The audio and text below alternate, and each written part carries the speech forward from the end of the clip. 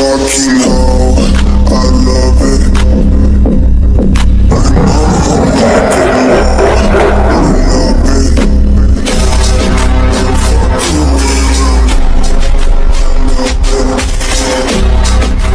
Try to she's a whore. I know she like it for real. I'm a fire like a light on a pussy golden missing. Why she did it? Cause she lied. Know we do it. So this way, you ask me, I know nothing. She's jumping on my dick. I know she like it cause she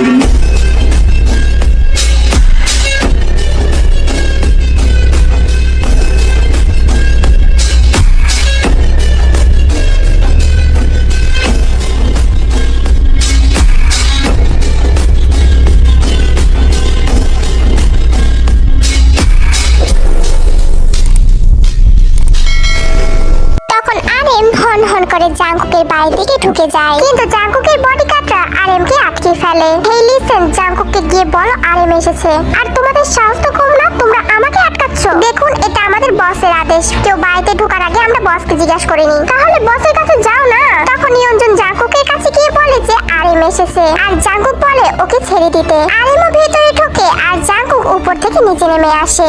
বাহ, পাখিকে দেখে বেশি খুঁজতেই হলো না, খাঁচার পাখি খাঁচাতেই চলে এসেছে। একদম ঠিক বলেছ, কারণ আমার মতো পাখি তোমার মতো জাংকুককে ভয় পায় না। ও আচ্ছা, বাট আঙ্কেল আপনার মৃত্যু তো আমার হাতেই আছে। দ্যাটস অল, তুমি আমাকে মেরে ফেলো, নো প্রবলেম, কিন্তু তুমি কেন আমার মেয়েকে কষ্ট দিয়েছো? ও, আপনার মেয়ে আমাকে ভালোবেসেছিল, আমি কি আপনার মেয়েকে ভালোবাসিনি? আপনার মেয়েকে আমি কষ্ট দিয়েছি, আপনার মেয়েকে আমাকে কিছু করেনি। আপনার মেয়ে যে একজন মাফিয়া আর আপনি যে আমার বাবা মার খুনি, এটা কি আপনার মেয়ে আমাকে জানিয়েছিল? সেটা হয়তো জানেনি, কিন্তু তুমিও তো জানো না যে তুমি একজন মাফিয়া। আপনি কি আমার হাতে মরার জন্য এখানে এসেছেন? যদি মরার জন্যই আসেন, আপনাকে তো মারতে হবে। আরে আমি তো বলছি তুমি আমাকে মেরে ফেলো, আমার কোনো সমস্যা নেই, বাট মারার আগে তো সত্যটা জেনে নাও, না তো সারা জীবন আফসোস করতে হবে।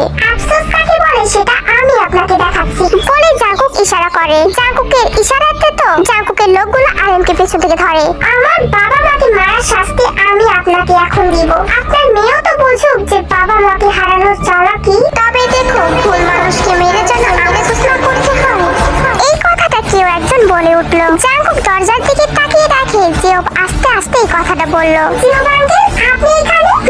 আসতে হলো, না ছাড়া তো তুমি কথাই শুনছো না। এভাবে আরেমকে ধরে না রেখে ওকে ছেড়ে দাও। ও তোমার কি হয় জানো তো? হ্যাঁ জানি তো আমার কি হয়, ও আমার বাবা মার খুনি, আমার শত্রু হয়। পুরাটাই মিথ্যা, আরেম তোমার বাবা মাকে না, বরঞ্চ সুহির বাবা তোমার বাবা মাকে মেরেছে। হোয়াট? কি বলতে চাইছেন আপনি? আপনিও কি ওনার সঙ্গ দিতে এসেছেন? তুমি তো আমাকে আগে থেকে চেনো, তাই না জাংকুক? আমি কিন্তু কখনো মিথ্যা বিচার করি না। সো আমার কথা আগে শোনো, তারপরে আরেমকে মারতে হয়, আমাকে মারতে হয়, না তেকে মারতে হয়, তুমি সবাইকে মেরে ফেলো। জিহব কিন্তু সবকিছুই জানতো, কারণ ও একজন লয়ার ছিল। আর জিহব আস্তে আস্তে সকল কথা বলতে থাকে। আরেমও সবকিছু জানতো, কিন্তু জাংকুক আরেমের থেকে শুনতে চায় না, তাই সকল কথা জিহবই বলছে। আজ থেকে 5 বছর আগে আরেম আর জিনের দুটি সন্তান ছিল। এক হচ্ছে তে আর সংগাং, দুজন ভাই বোন ছিল। আর আরেম শহরের অনেক বড় বিজনেসম্যান। আরেম আর হানসুইর বাবা মিস্টার লে ছিল 2 ভাই, আর জিসু ছিল তের ফুফু। হানসুইর মা আগে থেকে ছিল না, মিস্টার লে তার মেয়েকে বড় করে তুলেছে। আর জিসু আর লিমিনহুর ছেলে হচ্ছে সুগা। আরেম, মিস্টার লে আর জাংকুকের বাবা গংইও অনেক ভালো ফ্রেন্ড ছিল। তারা ছোটবেলা থেকেই একসাথে লেখাপড়া করেছে। তবে লের আরেমের সুখ তো সহ্য হয়নি।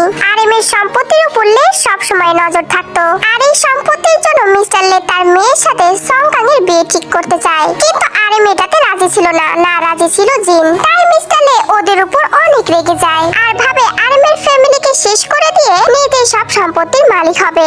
আর সংগাং অন্য একটা মেয়েকে পছন্দ করত, যাকে আরেম জিনতে সবাই চিনত আর সবাই অনেক পছন্দ করেছিল। এদিক থেকে জাংকুকের বাবা গংইও তো অনেক বড় বিজনেসম্যান, তাই জাংকুকেরও শখ ও বিজনেসম্যানই হবে। কিন্তু ওর আরেকটা আবদার হচ্ছে ও বাইরের দেশে গিয়ে লেখাপড়া করবে, তাই ওকে বাইরের দেশে পাঠিয়ে দেওয়া হয় 3 বছরের জন্য। আর তে ওর ভাইকে আর ওর ভাই থেকে অনেক বেশি ভালোবাসতো, কিন্তু সংগাং তো সবসময় তের পেছনে লেগেই থাকতো।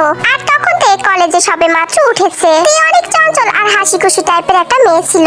মিস্টার লে আরেমকে আরেকদিন বলতে চায় যে সুইর সাথে সংগাং এর বিয়ে দেবে, কিন্তু সেদিন সংকাং একদম ডিরেক্টলি মানা করে দেয় যে ও সুহিকে বিয়ে করবে না। আর এই কথাতেই ওদের ফ্যামিলির কার নেমে আসে।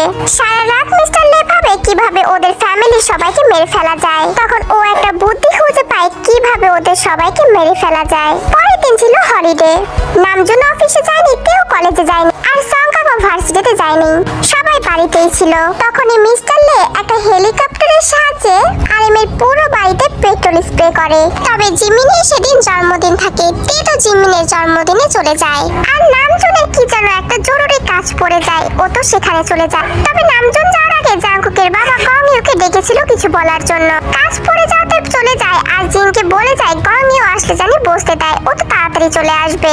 এটা আবার মিস্টার লে দেখে যে আরিম আটতে বাড়ি থেকে বের হয়ে গেছে, ও তো বাড়িতে আগুনটা লাগিয়েই দেয়। মিস্টার লের সামনে তো ধাও ধাও করে আগুন জ্বলছিল, আর সেই আগুনের ভিতর পড়ে যায় জিন আর সংকাং। পুরো বাড়ি তো আগুনে ধাও ধাও করে জ্বলছে, আর এদিকে মিস্টার লে দাঁড়িয়ে দাঁড়িয়ে মজা দেখছে। তখনই সেখানে গংইউ চলে আসে, কারণ আরিম ওকে ডেকেছিল। গংইউ এসে দেখে আরিমদের বাড়ি এভাবে ধাও ধাও করে জ্বলছে, আর সেখানে মিস্টার লে দাঁড়িয়ে দাঁড়িয়ে হাসছে। এটা থেকে গংইউর বুঝতে বাকি রইল না যে মিস্টার লে আগুনটা জ্বালিয়েছে। কিন্তু মিস্টার লে গংইউকে দেখে না।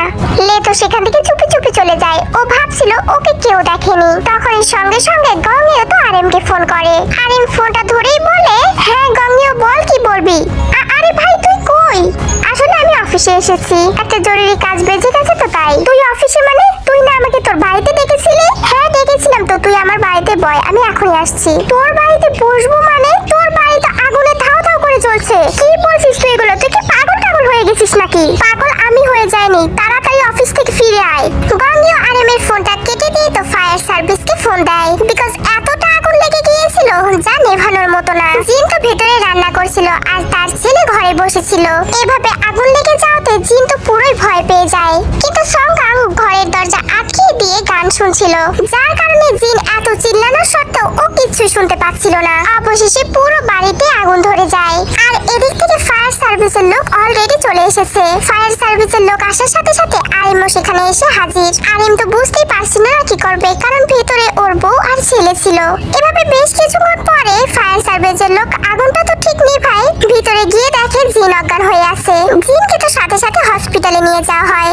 তবে জিনকে বাঁচাতে পারলো, সংকংকে বাঁচাতে পারে না, কারণ ও ঘরে আটকে ছিল আর আগুনটা ওর ঘরের পেছন থেকে লাগানো হয়েছে, যার কারণে আগুনটা ওর ঘরে সবচেয়ে আগে লেগেছে। আত্মীয় এসব জানতে পেরে তো সাথে সাথে জিমিনকে নিয়ে হসপিটালে চলে আসে। এসে দেখে তার মা তো বেঁচে আছে, কিন্তু তার ভাই আর বেঁচে নেই। সংকং তো আগুনে একদম পুড়ে গিয়েছিল, হাড্ডিগুলো ছাড়া আর কিছুই পাওয়া যায়নি। তে তো অনেক বেশি কষ্ট হচ্ছিল ওর ভাইয়ের জন্য, আর নামজুন তো অনেক বেশি ভেঙে পড়ে। আর জিন তার ছেলের মৃত্যুর কথা শুনে তো অজ্ঞান হয়ে যায়। তবে পরবর্তীতে ডক্টররা বলে ছেলের শোক সামলাতে না পেরে জিন তো ঘুমাতে চলে গেছে, তার জ্ঞান কবে ফিরবে কেউ বলতে পারে না। এক নিমেষে আরিমের ফ্যামিলিটা একদম তছনছ হয়ে যায়। অনেক সুন্দর ফ্যামিলি ছিল ওদের, কিন্তু লে সবকিছু ধ্বংস করে দেয়। আর সেদিন তো তে অনেক কান্নাকাটি করে ওর মা আর ভাইয়ের জন্য। আর সেদিন থেকে তে অনেক বেশি চুপচাপ হয়ে যায়। নামজুনের আগের বাড়িটা তো পুরো একদম ছাই ছাই হয়ে যায়। নামজুন তো একটা নতুন বাড়ি কিনে নেয় শুধুমাত্র তের জন্য। আর তে তো সেদিন থেকে কারোর সাথে কথা বলতো না, কলেজে যাওয়া বন্ধ করে দিয়েছে।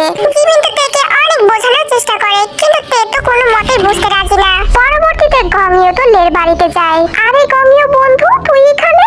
একদম ইনোসেন্ট সাজার চেষ্টা করবি না, আরিমের বাড়িতে আগুন তুই লাগিয়েছিস তাই না? আরে কি বলছিস তুই এগুলো? আমি আমার ভাইয়ের বাড়িতে কেন আগুন লাগাতে যাব? আমি জানি না তুই কেন আগুন লাগিয়েছিস, কিন্তু আমি দেখেছি যে তুই আগুন লাগিয়েছিস। দেখ গংইউ, এবার কিন্তু বেশি বেশি হয়ে যাচ্ছে। কি বেশি বেশি হয়ে যাচ্ছে? হ্যাঁ কি বেশি বেশি হয়ে যাচ্ছে? আরিম কতটা ভেঙে পড়েছে তুই জানিস? তুই তো একবার আরিমকে দেখতে গেলি না।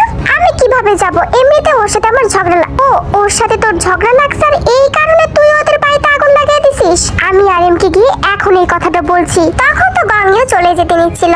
লে তো বুঝতে পারছিল এবার ও শেষ। তখন লে পেছন থেকে বলে, এই তুই কোথায় যাচ্ছিস? এবার তো ওর বাড়িতে আগুন লাগিয়েছি, বেশি বেশি করলে না তোর বাড়িতেও আগুন লাগিয়ে দেবো। এই তো আসল রূপ বের হয়ে গেল। এইটাই তো শুনতে চাইছিলাম আমি। যতটুক না শিওর ছিলাম, এখন একদম শিওর হয়ে গেলাম যে তুই আরিমের বাড়িতে আগুন লাগিয়েছিস। যা করেছি বেশ করেছি, ভেবেছিলাম সবাইকে মেরে ফেলে দিব, কিন্তু ছেলেটা একা কেন মরলো সেটাই তো বুঝতে পারছি না। লে, আরিম না তো নিজের ভাই, তুই কিভাবে এই কাজটা করতে পারলি? তখন লে গংইউর দিকে গান পয়েন্ট করে বলে, আমি যা ইচ্ছা তার কারণে কারণে আরেমের বাড়িতে আগুন লাগিয়েছি। তুই যদি এটা আরেমকে বলতে গিয়েছিস তাহলে আমি তোকে এখানে শেষ করে ফেলবো। দেখ তুই কিন্তু এটা মোটেও ঠিক করছিস না। ঠিক কি ভুল সেটা তুই আমার উপরে ছেড়ে দে না। বলবি? যদি বলিস তাহলে তোর মৃত্যু এখানেই হবে। না না, তুই আমাকে ছেড়ে দে, আমি বলবো না আরেমকে। এই তো পথে এসেছে, যদি বলিস আর আরেম যদি জানে তাহলে তোর মৃত্যু আমার হাতেই হবে, বুঝতে পেরেছিস? কিন্তু না, আবার কথা বলিস। যা, ডাইরেক্ট বাড়িতে যাবি, আর আমার লোক সব সময় তোর পেছনে পেছনে থাকবে। তখন তো গঙ্গিও তার প্রাণটা নিয়ে কোনো রকম সেখান থেকে বের হয়ে আসে। কিন্তু দুদিন যেতে না যেতেই গঙ্গিও আরেমের অফিসে চলে যায়, কারণ লেজে আগুন লাগিয়েছে এটা তো আরেমকে জানাতেই হবে। তখন গঙ্গিও গিয়ে আরেমকে সব কিছু বলে দেয়। আরেমের চোখ দুটো তো পুরো লাল হয়ে যায়, রেগে একদম ফায়ার হয়ে যায়। আরেম সোজাসুজি গিয়ে তো লেকে মারতে শুরু করে। বল কেন আমার বাড়িতে তুই আগুন লাগিয়েছিস? বল, আমার ফ্যামিলিটাকে তুই কেন নষ্ট করলি? বল, তোর কি চাই বল। দেখ আরেম, একদম কাজটা ঠিক করছিস না। আমাকে ছাড় বলছি, ছাড়। তোকে ছাড়বো মানে তুই আমার পুরো ফ্যামিলি নষ্ট করে দিয়েছিস। তোকে আমি এখন ছাড়বো? তোকে আমি প্রাণে মেরে ফেলবো। আমাকে প্রাণে মেরে ফেলে তোকে জেলে নিয়ে যাবে, আর তোর মেয়ের কি হবে? তুই আমাকে থ্রেট দিচ্ছিস? তোর এত বড় সাহস! আর এদিকে গঙ্গিও তেকে গিয়েও সবকিছু বলে দেয়, কারণ এই সব জিনিস তেরও জানা উচিত। আরেম লেকে মারতে গিয়েছে এটা শুনে তো তেরো অনেক ভয় করছে, কারণ যদি ওর বাবা মরে যায় তাহলে ও কাকে নিয়ে থাকবে।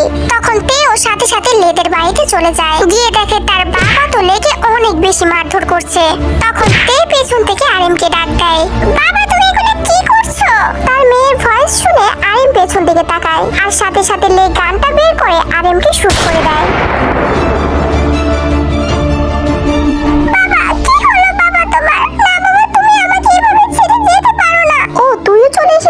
যাক, ভালোই হয়েছে, তোকেও তো আমি এখন মারবো। তখনই সেখানে গঙ্গিও চলে আসে পুলিশ নিয়ে, তার কারণে লে আর তেকে মারতে পারে না। পুলিশ তো লেকে ধরে নিয়ে যায়, আর গঙ্গিও আরেমকে হসপিটালে নিয়ে যায়। আর এরপর থেকে শুরু হয় তের জীবন যুদ্ধ।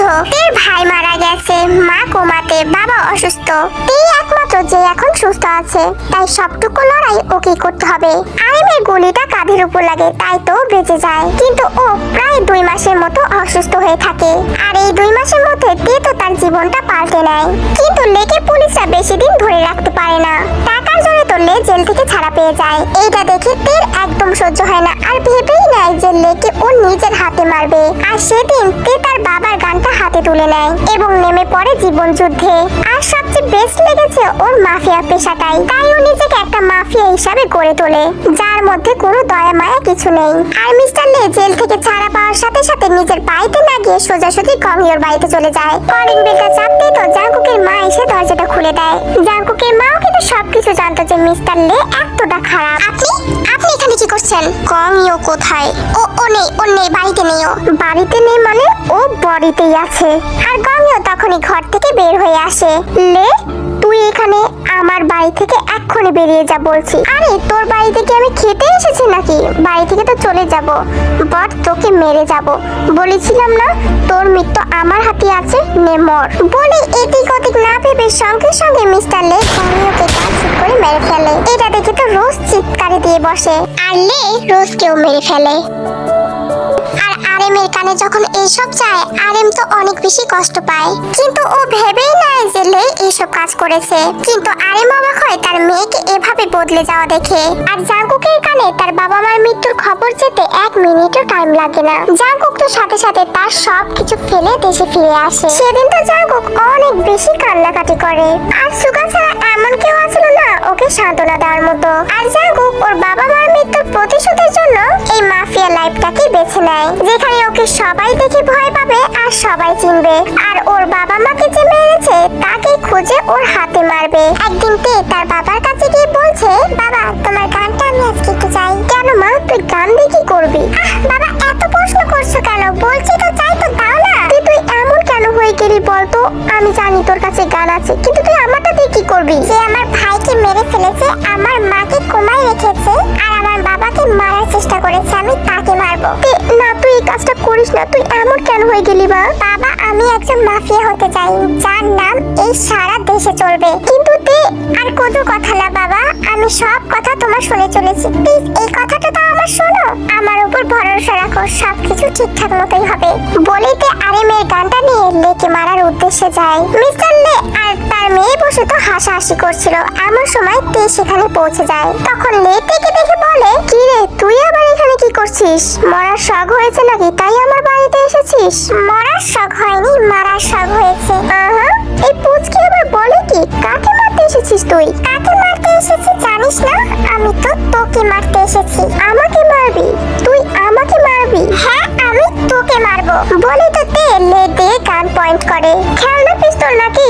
আরেম নতুন কিনে দিয়েছে নাকি তাই আমাকে দেখাতে নিয়ে আসছিস? খেলনা নাকি সেটা তোকে আমি এই মুহূর্তে দেখাচ্ছি। তের চোখ তো একদম লাল হয়ে গিয়েছিল, কারণ তের মাথায় তো একদম রক্ত উঠে গিয়েছিল।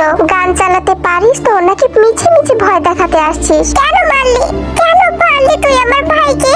আমার মাটা অসুস্থ হয়ে বেডে পড়ে আছে। কেন করলি তুই এরকমটা? আমরা তোর কি ক্ষতি করেছিলাম? তোর জন্য না খুব কষ্ট হচ্ছে জানিস তো তে, কিন্তু কি করব, এখন তো তোকেও মারতে হবে আমার মনে হচ্ছে। তুই আমার ফ্যামিলিকে একদম ধ্বংস করে দিয়েছিস, তোকে আমি একদম ছাড়বো না। বলিতে গানে যতগুলো গুলি আছে সবগুলো গুলিতে লের বুকটা একদম ঝাঁঝরা করে ফেলে, আর সুহির সামনেই তে লেকে মেরে ফেলে। আর সেদিন থেকেই নাম উঠে যায় কিম তেয়াং নামের একটা মেয়ে লেকে মেরে ফেলছে। আর এদিকে সুহি তার বাবার মৃত্যু প্রতিশোধ নেওয়ার জন্য নিজেও মাফিয়া হয়ে যায়। আরেমকে একদিন অ্যাটাকও করে, আর সেদিন থেকে সুহি আর তে শত্রু হয়ে যায়। কিন্তু সুহি জানতো না বাড়ির সবাই ওকে তে বলে ডাকতো। সুহি তো জানতো ওর আসল নাম তেয়াংই, কারণ সুহির সাথে তের আগে থেকে ভালো বন্ডিং ছিল না। আর এই সব ব্যাপারও সুগা জানতো, আর সুগা এটাও জানতো যে তের কোনো দোষ নেই। এজন্য সুগা তেকে নিজের ভাইয়ের মতো করে ভালোবাসতে শুরু করে, কারণ তের ভাই সংকাং তেকে অনেক বেশি ভালোবাসতো। আর সেদিন থেকেই শুরু হয় এই মাফিয়া মাফিয়া খেলা, যে খেলা শেষ আছে কিনা কেউ জানে না। আর জিহবের সাথে গঙ্গেওর আগে থেকে ভালো একটা সম্পর্ক ছিল, যেখানে গঙ্গেওর বাড়ির সব দলিল টলিলের কাজ জিহবি করে দিত। আর তে মিস্টার লেকে মারার পরে জিহবি থেকে নির্দোষ প্রমাণ করে, আর সেই থেকে নামজনের সাথে জিহবের বন্ধুত্ব হয়ে যায়। আর গঙ্গেওর সাথে যেহেতু জিহবের আগে থেকে পরিচয় ছিল, তাই জাঙ্কুকও জিহবকে চিনতো। আপনি এসব কথা সত্যি বলছেন? জাঙ্কুক আমি সত্যি বলছি, কেন তোমাকে মিথ্যা বলতে যাব আমি? তুমি কি দেখেছো আমি কখনো মিথ্যা বলি? অন্তত পক্ষে তোমার সামনে তো আমি মিথ্যা বলতে পারি না, কারণ আমি তোমাকে সেই ছোটবেলা থেকে চিনি। কিন্তু ওই সুহি যে বললো, সুহি তো আরেকটা চিটার, তাই তোমার ব্রেন ওয়াশ করেছে। সুহি আর সুহির লোক আরেমের উপর কয়বার হামলা করেছে সেটা তো তুমি জানোই না। সরি আঙ্কেল, আমি অনেক বড় ভুল করে ফেলেছি। আমি কখনো কারোর সামনে এভাবে সরি বলিনি, আপনি প্লিজ আমাকে ক্ষমা করে দেবেন। আমি জানি জাঙ্কুক তুমি সবকিছু খোঁজ খবর নিয়ে তারপর সবাইকে শাস্তি দাও, কিন্তু তুমি আমার ক্ষেত্রে কেন এরকমটা করলে আমি জানি না। আমি তো তোমাকে বললামই যে তুমি আগে সবটা শোনো তারপরে যা করার করো। সরি আঙ্কেল, আমার মাথায় রক্ত উঠে গেছিল তাই আপনার সাথে এরকম বিহেভিয়ার করে ফেলছি। আপনি প্লিজ আমাকে ক্ষমা করে দিন। আর তেকে বলেন আমাকে ভুল না বুঝতে। আমি তেকে হাজার বললেও ও শুনবে না যতক্ষণ তুমি ওর ভুলটা না ভাঙতে পারছো। আচ্ছা ঠিক আছে আঙ্কেল, আমি আপনার সাথে আপনার বাড়িতে যেতে চাই। আচ্ছা তুমি যেহেতু চাচ্ছ তাহলে আমি আমার বাড়িতে তোমাকে নিয়ে যাব। তখন তো সব ভুল বোঝাবুঝি ভেঙে জাঙ্কুক বুঝতে পারে যে তে আর আরেমের কোনো দোষই নেই। জিহব তো নিজের কাজে যায়, আর আরেম জাঙ্কুককে নিজের বাড়িতে নিয়ে যায়। তে নিজের লিভিং রুমে বসেছিল, এমন সময় কলিং বেলটা বেজে ওঠে। আশেপাশে কাউকে দেখতে না পেয়ে তে নিজে গিয়ে দরজাটা খুলে দেয়। দেখ তুমি কোথায় গিয়েছিলে? তে মা আমি আসলে একটা কাজে গিয়েছিলাম। কি এমন কাজ সেটা আমাকে জানানো যাবে না? হ্যাঁ জানানো যাবে না কেন, অবশ্যই জানাবো, আগে ভেতরে তো চল। হ্যাঁ ভেতরে আসছি, এখন বলো কি কাজে গিয়েছিলে? আমার সাথে দেখা করতে গিয়েছিল আঙ্কেল। এই জাঙ্কুক তুই তুই এখানে কি করছিস? তুই আমার বাড়িতে কি করছিস? বের হ এখনই, তুই আমার বাড়ি থেকে বের হ। এই তে তুই ওর সাথে আমার ব্যবহার করছিস কেন? তুমি জানো ও তোমাকে কি কি বলেছে? ও আমাকে যা ইচ্ছা তাই বলেছে, সেটাতে আমি কিচ্ছু মনে করছি না, কিন্তু তোমাকে কি কি বলেছে তুমি জানো? তুমি নাকি খুনি, ওর বাবা মাকে নাকি তুমি খুন করছো। বাবা ওকে আমার বাড়ি থেকে এখনই যেতে বলো, নাচের কিন্তু ওকে গুলি করে আমি এখনই মেরে ফেলবো। আরে তুই শোন, আমি জাঙ্কুককে ডেকেছি। তুমি ওকে কেন ডেকেছো ড্যাড? আমি জাঙ্কুককে আগে থেকেই চিনি। মানে কি বলছো তুমি? হ্যাঁ তোর গমিও আঙ্কেলের ছেলেও। গমিও আঙ্কেলের ছেলে হোক আর যার ছেলে কেন না হোক, আমি ওকে এখন সহ্য করতে পারছি না, ওকে বাড়ি থেকে যেতে বলো। প্লিজ আমার কথাটা শোনো, আমাদের মাঝে ভুল বোঝাবুঝি হয়েছে। ভুল বোঝাবুঝির গোষ্ঠী মানে তুই ওই হানসুইর সাথে গিয়ে আমাকে মারার প্ল্যান করছিল না?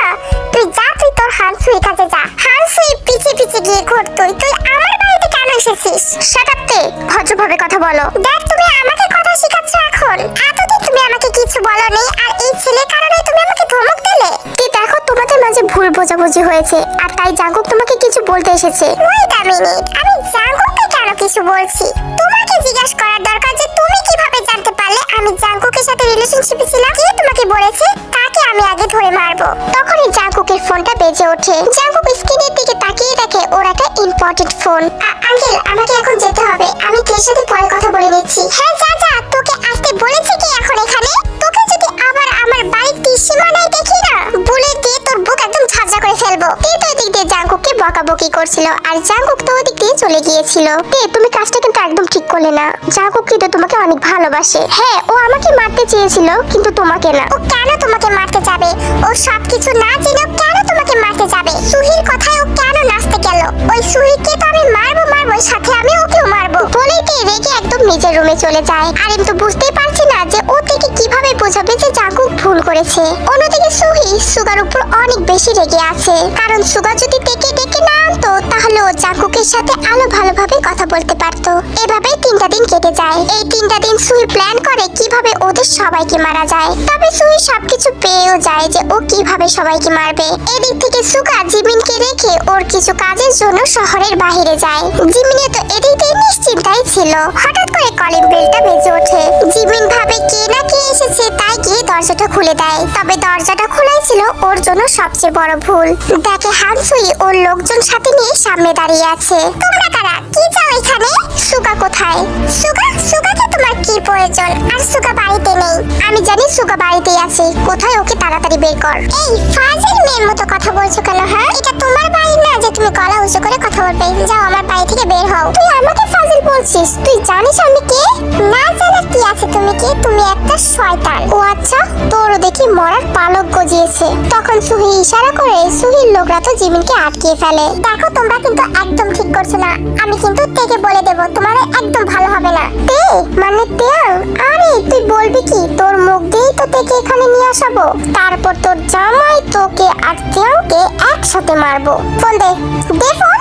না আমি তেকে ফোন দিতে পারবো না। দে বলছি, নাছাড়া কিন্তু তোকে এখানে মেরে ফেলবো। বলছি তো আমি দিতে পারবো না। জিমিন জেদ করছিল বলে সুহি তো জিমিনের মাথায় গান পয়েন্ট করে। জিমিন তো এতে অনেক বেশি ভয় পেয়ে যায়। দেখো ফাজলামির একটা লিমিট আছে। তুমি আমার বাড়ি থেকে বের হও। বাড়ি থেকে বের হবো? তোদেরকে না মেরে ফোন দে, না ছাড়া তোকে এখানে মেরে ফেলবো। জিমিন তো ততক্ষণে অনেক বেশি ভয় পেয়ে যায়, তাই তের কাছে ফোন দেয়। অন্যদিকে তের ফোনটা বাজতে দেখে জিমিন ফোন দিয়েছে। জিমিনের কল দেখে তে সাথে সাথে ফোনটা ধরে। হ্যালো জিমিন, বল এত রাতে কেন ফোন দিয়েছিস? তে আমি অনেক বিপদে আছি রে, প্লিজ আমাকে বাঁচা। কি বিপদ? কি হয়েছে জিমিন তোর? আমি আসছি। তুই কোথায়? আমি বাড়িতে। আচ্ছা আমি এখনই আসছি, কিন্তু হয়েছেটা কি সেটা তো বল। সঙ্গে সঙ্গে সুহি জিমিনের কাছে ফোনটা কেড়ে নিয়ে বলতে থাকে, আরে আমি তোর বান্ধবীকে মারতে এসেছি, সাথে তোর ভাইকেও। যদি তোর বুকের পাটা থাকে তাহলে এখানে চলে আয়। কি তুই? আহা, ভয় পেয়ে গেলি নাকি? চিনতেই পারছিস না? আমার ভয়েস তুই চিনতে পারছিস না? সুহি বলছি রে, সুহি। ও তুই? জিমিনের যদি একটু টাচও লাগে না, তারপরে তোকে আমি একদম পিষে মেরে ফেলবো। আমি এখনই আসছি। আরে তোকে পাওয়ার জন্য তো জিমিনের কাছে আসা, না ছাড়া তো তোকে হাতিও পাওয়া যায় না। ততক্ষণ ওদিকে তে ফোনটা কেটে দিয়েছে। বাড়ি থেকে বের হতে নেবে তখনই আরেম বলে, তে তুমি এত রাতে কোথায় যাচ্ছ?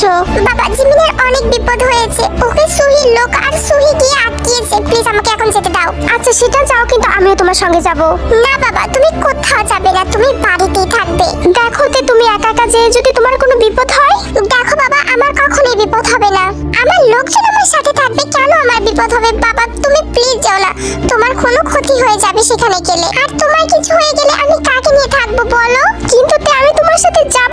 বাবা আমার কসম তুমি বাড়িতে থাকবে, কোথাও যাবে না। তে হ্যাঁ বাবা তুমি বাড়িতেই থাকবে, কোথাও যাবে না। বলে তো তে তার লোকজন নিয়ে জিমিনের বাড়ি থেকে রওনা হয়। কিন্তু আরেম কি বসে থাকার মানুষ নাকি? ও তো কাজ করবেই, তাই ও ডাইরেক্ট জাঙ্কুকের বাড়িতে চলে যায়। আর আরেম এটাও জানতো যে সুগাও বাড়িতে ছিল না। কিছুক্ষণের মধ্যে তে আর তের লোকজন জিমিনের বাড়িতে গিয়ে পৌঁছায়। জিমিনের বাড়ির দরজা খোলাই ছিল। আস্তে আস্তে তে ভিতরে যায়। তের হাতে কিন্তু গান। এই ওখানেই দাঁড়িয়ে পড়, আর এক পাও আগালে আমি কিন্তু জিমিনকে মেরে ফেলবো। দেখ সুই, তোর শত্রুতা আমার সাথে, তুই আমার সাথে লড়াই করবি, তুই জিমিনকে ছেড়ে দে। আমার শত্রুতা তো শুধু তোর সাথে না, তোর পুরো ফ্যামিলির সাথে। আমি তো সুগাকে মারতে এসেছিলাম, কিন্তু দেখি ওর বউ আছে, তাহলে ওর বউটা কোন হয় পিষে থুয়ে যায়। তুই তো কতজনকে পিষলি, আমাকে পিষলি, আমার বাবাকে পিষলি, কিন্তু কাউকে তো একদম নিফিস করে ফেলতে পারলি না। সাস্তা মহিলা একটা। হয়তো বা পারিনি, কিন্তু এখন তুই ভয় পাচ্ছিস কেন? গান নিচে নামানো ছাড়া কিন্তু জিমিনকে এখনই মেরে ফেলবো। না, আমি নিচে নামাচ্ছি, তুই জিমিনের কোনো ক্ষতি করবি না। এত দরদ, তুই তো নিজের মৃত্যুতেও এত ভয় পাস না, জিমিনের জন্য তোর এতটাই দরদ। বললাম তো, তোর আমার সাথে শত্রুতা, আমার সাথে লড়াই করবি, তুই একটা নির্দোষ মানুষকে কেন মারবি? গলা নামিয়ে কথা বল, আর গান নিচে নামা, নিচে নামা বলছি।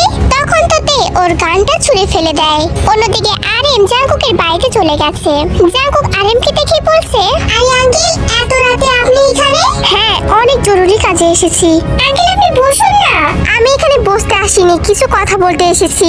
হ্যাঁ, বলুন কি কথা? তে অনেক বিপদে আছে, তুমি যাও তেকে বাঁচাতে। মানে তে কোথায় গেছে এখন? তে তো সুগা বাড়িতে গেছে, সেখানে জিমিনকে আটকানো হয়েছে, ওরা দুজনই অনেক বিপদে আছে, তুমি যাও জাঙ্কুক তাড়াতাড়ি। কিন্তু আমার জানার মতে সুগা তো বাড়িতে নেই। হ্যাঁ, সুগা বাড়িতে নেই বলে তো আরো বেশি বড় ঝামেলা বেজেছে। ওই সুহিরা জিমিনকে আটকেছে, আর জিমিনকে বাঁচাতে তে গেছে। আচ্ছা আঙ্কেল, আমি এখনই যাচ্ছি। কিন্তু তুমি তেকে কখনো এই কথাটা বলবে না যে আমি তোমাকে বলেছি। কিন্তু কেন আঙ্কেল? সমস্যা আছে তাই, এখন অত ডিটেইলস শোনার টাইম নেই, তুমি যাও জাঙ্কুক তাড়াতাড়ি, আর আমি এদিক থেকে সুগাকে ফোন করছি। আচ্ছা ঠিক আছে, আমি এখনই যাচ্ছি।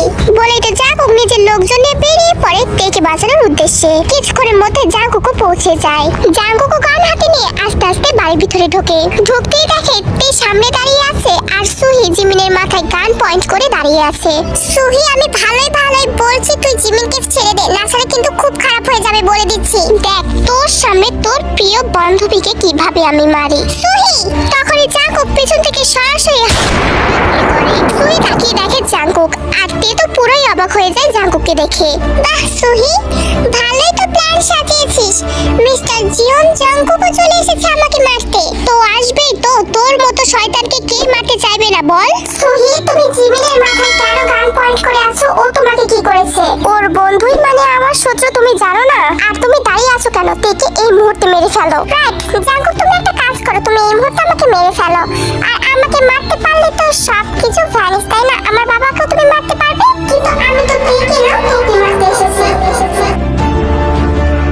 জাঙ্কুক, তুমি এগুলো কি বলতেছো? আমাকে মারতে এসছো মানে? তুমি জানো না যে ওর বাবা, তোমার বাবা আমাকে মেরেছে? হ্যাঁ জানি তো মেরেছে। তোর বাবা কি খুব ভালো মানুষ ছিল নাকি? হে ইউ, তার মানে তুইও তের দলে, তাই না? তের দলে না হয়ে কি করব বল? তোর মতো মনস্টারকে শেষ করতে হবে না? জাঙ্কুকের কথা শুনে এদিক থেকে তে যেন জাঙ্কুকের উপর ভুল বোঝাবুঝিগুলো ভুলে যাচ্ছিল। সত্যি কি জাঙ্কুক ওকে ভালোবাসে নাকি আবারও নাটক করছে, এটাই তো তে ভাবছিল। কিন্তু জাঙ্কুক আর তে কিছু করতে পারছে না, এই কারণে যে সুহি জিমিনের মাথায় গান পয়েন্ট করে আছে। তোর মরার পাকনা গজিয়েছে, তাই তুই এমন করছিস। আমার মরার পাকনা গজানি, তোদের মরার পাকনা গজিয়েছে, তাই জন্য তো সবাই চলে আসছিস। এমন সময় জাঙ্কুকের ফোনে একটা মেসেজ আসে। জাঙ্কুক ফোনটা হাতে নিয়ে থাকে, আরএম ওকে একটা মেসেজ পাঠিয়েছে। কি মেসেজ পাঠিয়েছে একটু পরেই জানতে পারবে। মেসেজটা দেখে তো জাঙ্কুক শুধু সুহিকে এটা ওটা বলে ভুলিয়ে রাখছিল, যেন জিমিনের কোনো ক্ষতি না হয়।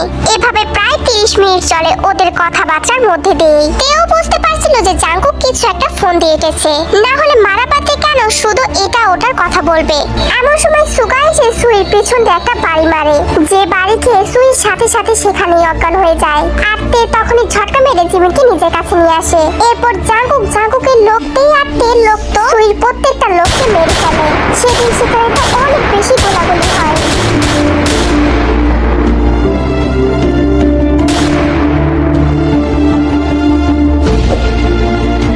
কিন্তু সুহি কিন্তু অজ্ঞান অবস্থায় পড়ে আছে। সুহিকে কিন্তু এখনো মারা হয়নি, কারণ সুহিকে তো তে নিজের হাতে মারবে। ও বলেছিল না সুহিকে আগুনে জ্বালিয়ে মারবে, ও সুহিকে আগুনে জ্বালিয়ে মারবে। সুগা ভাইয়া, তুমি কোথা থেকে চলে আসলে? হ্যাঁ সুগা, তুমি না শহরের বাইরে ছিলে, তুমি কোথা থেকে আসলে? আমাকে মামা ফোন করেছে। তার মানে আমার বাবা তোকে ফোন করেছে? হ্যাঁ আঙ্কেল, শুধু সুগাকে না, আমাকেও জানিয়েছে, তার জন্য আমি এখানে এসেছি। শাট আপ, তোমার সাথে কথা বলতে চাইছি না। প্লিজ আমার সাথে আর এমন করো না, আমাকে তো আর একটা সুযোগ দাও। আমি তো বলছি আমাদের মাঝে ভুল বোঝাবুঝি হয়েছে, তুমি তাও কেন বুঝতে পারছো না? আর সেদিনকার ব্যাপারটার জন্য সরি, আমি তোমার সাথে অনেক খারাপ ব্যবহার করে ফেলেছি। আমি বাবাকে বলেছিলাম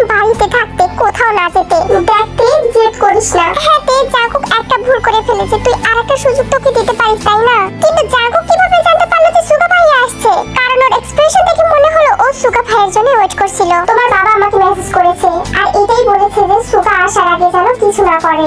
ও বাবা আমাকে না তোমাকে মেসেজ করলো? তখনই হঠাৎ করে জাঙ্কুক তেকে জড়িয়ে ধরে। প্লিজ আমাকে ক্ষমা করে দাও, আমি সত্যি বলছি তোমাকে অনেক বেশি ভালোবাসি, আমি তোমাকে ছাড়া বাঁচবো না, আমার একটা ভুল হয়েছে, তুমি আমাকে আরে একটা সুযোগ দাও প্লিজ তে। আমাকে ছাড়া বলছি প্লিজ, তুমি জানো আমি কাউকে এভাবে রিকোয়েস্ট করিনি, শুধু তুমি ছাড়া, তাও আবার ভালোবাসার জন্য, প্লিজ তে। হ্যাঁ তে, তুই জাঙ্কুককে ক্ষমা করে দে, ও তো বলছে ভুল করেছে। আরে এমনি তো জাঙ্কুক তো তোর বাবার উপরে অ্যাটাকও করেনি। আচ্ছা ঠিক আছে, ভেবে দেখছি। ভেবে দেখবে কি? প্লিজ তে, তুমি আমাকে ক্ষমা করে দাও। তে এখানে জাঙ্কুককে মেনে নেয় আর সবকিছু ভুলে আগের মতো হয়ে যায়, কিন্তু দুজনে প্রমিস করে দুজনই মাফিয়া থাকবে, কেউ এ পেশা ছাড়বে না, কারণ তে আর জাঙ্কুক কোনো ভালো না বরঞ্চ খারাপ লোকেদেরই মারতো। আর তে আর জাঙ্কুকের উপর পুলিশেরও পুরোপুরি সাপোর্ট ছিল। একটা গোডাউনের মধ্যে হানসুইকে চেয়ারে বসে হাত পা বেঁধে রাখা হয়েছে। হানসুই আস্তে আস্তে চোখ খুলতে দেখে ও এই অবস্থায় আছে। তখন ও চিৎকার করে বলতে থাকে, কে এই কাজটা করেছে? আমাকে ছেড়ে দে বলছি, খারাপ হয়ে যাবে। খারাপের ভয় কাকে দেখাচ্ছিস? এবার তো খারাপ হবে তোর সাথে। কে আমাকে ছেড়ে দে বলছি। তোকে ছেড়ে দেবো আমি? ফানি, বলেছিলাম না তুই হচ্ছিস একটা ইঁদুর আর আমি হচ্ছি বিড়াল, তোকে নিয়ে একসময় খেলতে খেলতে তোকে মেরে ফেলবো। আজ সেই দিনটা এসেছে, তো সব লোককে ভ্যানিশ করে ফেলেছি, এখন মাত্র তুই বাকি আছিস। আমি পারতাম সেখানে তোকে গান শুট করে মেরে ফেলতে, কিন্তু মারিনি কেন জানিস? বিকজ আমি তোকে পুড়িয়ে মারবো। তোর বাবা যেভাবে আমার ভাইকে পুড়িয়ে মেরেছে না, ঠিক সেভাবেই তোকে পুড়িয়ে মারবো, কারণ তোর বাবা তো তোর জন্যই আমার ভাইকে মেরেছে, তাই না? আমার ভাইকে বিয়ে করার খুব শখ ছিল না? এবার উপরওয়ালার কাছে প্রার্থনা কর তুই কিভাবে বাঁচবি। তখনই জাঙ্কুক ওই দিক থেকে পেট্রোলের লাইনটা ছেড়ে দেয়। সুহি গায়ে তো উপর থেকে পেট্রোল পড়তে থাকে আর সুহি তো এদিক থেকে শুধু চিল্লাতে থাকে, যেটা দেখে তে অনেক বেশি মজা পাচ্ছিল। তে দেখ, তুই আমাকে শুট কর, শুট মি, বাট তুই আমাকে এইভাবে পুড়িয়ে মারিস না, তুই আমাকে হাত পা কেটে দে, তাও তুই আমাকে এইভাবে মারিস না। তে তুই এতটা নিষ্ঠুর হতে পারিস না। আই সুহি, ভয় পেয়ে গেলি নাকি? মৃত্যুর জ্বালাটা কেমন সেটা তো সহ্য করে ভয় পা, আর নিষ্ঠুর কাকে বলে এবার তুই দেখ। তখনই জাঙ্কুক এসে সুহির সামনে দাঁড়ায়। হয়তো তোর বাবা আমার বাবা মাকে মেরেছে, কিন্তু তোর বাবাকে যদি পেতাম না তোর চেয়েও বেশি কষ্ট দিয়ে মারতাম, কিন্তু তোর বাবাকে তো পাচ্ছি না। এটা শখ হচ্ছে তে, তাই তে যেভাবে বলবে তোকে আমি সেভাবেই মারবো। দেখো জাঙ্কুক, তুমি অন্তত তেকে বোঝাও যে এই মৃত্যুটা কত জ্বালার, প্লিজ আমাকে ছেড়ে দাও, আমি তোমাদের পেছনে আর কখনো লাগবো না।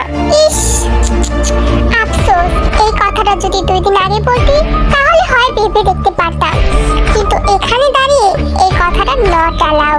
বলতে না বলতে তের ইশারাতে তের কিছু লোক গিয়ে সুহির হাত পা বাঁধন খুলে দেয় আর তের সাথে সাথে সেখানে আগুন লাগিয়ে দেয়, আর সঙ্গে সঙ্গে আগুন গিয়ে সুহির গায়ে লাগে।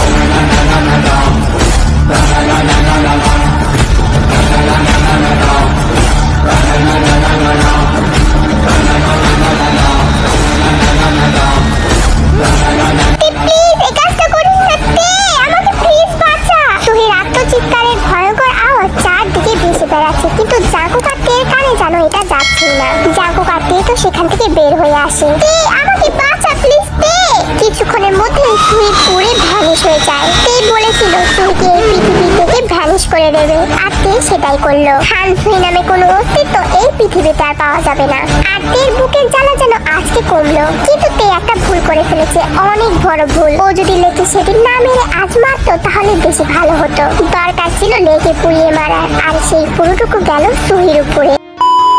এদিক থেকে আরএম তে আর জাঙ্কুকের বিয়ে ঠিক করে ফেলেছে। তে তো ভাবতেই পারছে না যে ও জাঙ্কুকের সাথে বিয়ে হবে, কারণ তে তো জাঙ্কুকে মনে মনে অনেক ঘৃণা করা শুরু করে দিয়েছিল। এদিক থেকে জাঙ্কুকেরও একই সেম কাহিনী। 2-3 দিন পর খবর আসে যে জিনের জ্ঞান ফিরেছে, যেটা শুনে আরএম আর তে অনেক বেশি খুশি হয়ে যায় আর দ্রুত হসপিটালে চলে যায়। আর যেন ওদের ফ্যামিলিতে আগের মতো সুখ বিরাজ করছে, কিন্তু জিনের ওর ছেলের কথা অনেক বেশি মনে পড়ে। মনে পড়বেই না কেন, একমাত্র ছেলে ছিল যে। জিনকে ডিসচার্জ করে বাড়িতে নিয়ে যাওয়া হয়, আর জিনকে সব কিছুই বলা হয় যে কিভাবে বাড়িতে আগুন লেগেছিল আর কে লাগিয়েছিল। জিন সব কথা শুনে তো আবার অনেক কাঁদে, তবে এটা শুনেও খুশি হয় যে যে বা যারা ওদেরকে এভাবে ক্ষতি করে দিয়েছে তাদের সবাইকে তে নিজের হাতে মেরেছে। আর জিন এটাতেও অনেক অবাক হয় যে তার মেয়ে একজন মাফিয়া হয়ে গেছে, যাকে দেখে এই পুরো বিশ্বের মানুষ অনেক বেশি ভয় পায়। আর তে তো এখন নিজের ফেসও রিভিল করে দিয়েছে। আর কিছুদিনের মধ্যে আমাদের মাফিয়া কিং আর কুইন এর বিয়ে হতে চলেছে। জিন তো জাঙ্কুককে দেখে অনেক বেশি পছন্দ করে আর অনেক বেশি ভালোবেসে ফেলে, কারণ জিন জাঙ্কুকের মাঝে তার ছেলেকে দেখতে পায়। দেখতে দেখতে তে আর জাঙ্কুকের বিয়ের দিনটাও চলে আসে। পুরো বাড়ি এত সুন্দর করে সাজানো হয়েছে যা বলার বাহিরে।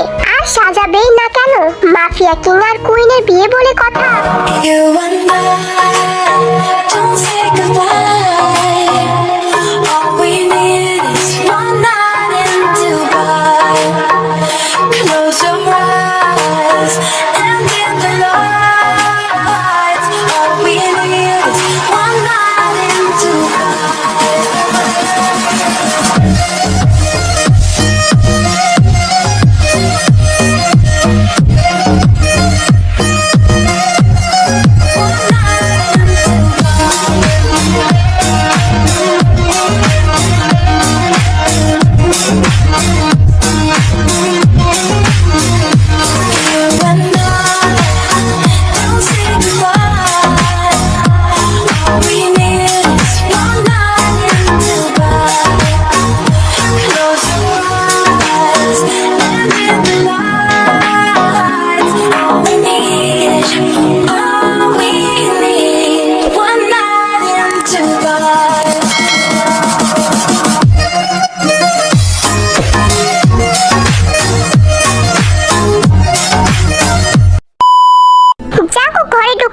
তার সদ্য বিবাহিত বউ বিয়ের ড্রেস চেঞ্জ করে একদম ফ্রেশ হয়ে জানলা দিয়ে কিছু দেখছে। কাকে খুন করার প্ল্যান করছো আবার? ও তুমি? কাকে খুন করব আমি? কাউকে খুন করব না।